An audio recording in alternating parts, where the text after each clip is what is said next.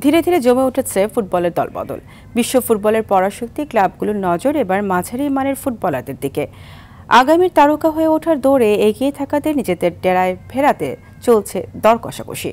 শনিবার পর্যন্ত আন্তর্জাতিক গণমাধ্যমে শিরোনাম হয়েছেন সুইডিশ তারকা আলেকজান্ডার ইসাক, ইংলিশ তারকা Raheem Sterling, Colombian Luis Diaz ও ফরাসি ডিফেন্ডার ইব্রাহিমা কোনোতে।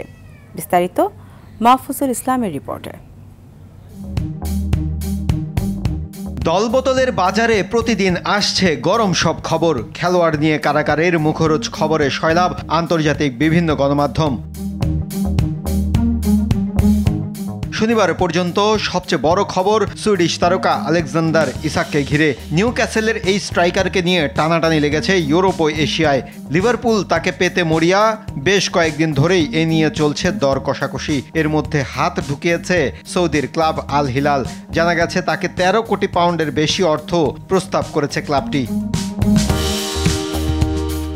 এদিকে ইসাককে দলে ফেরানোর রেস থেকে সরে এসেছে চেলসি ও ম্যানিউ।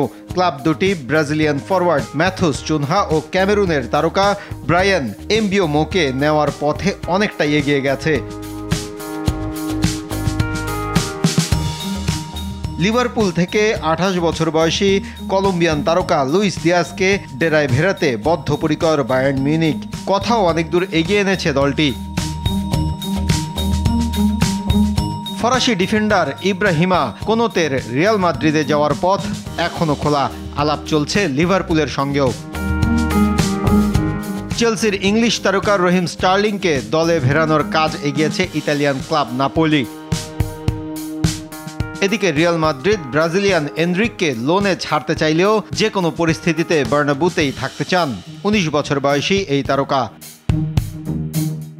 মাহফুজুল ইসলাম, RTV।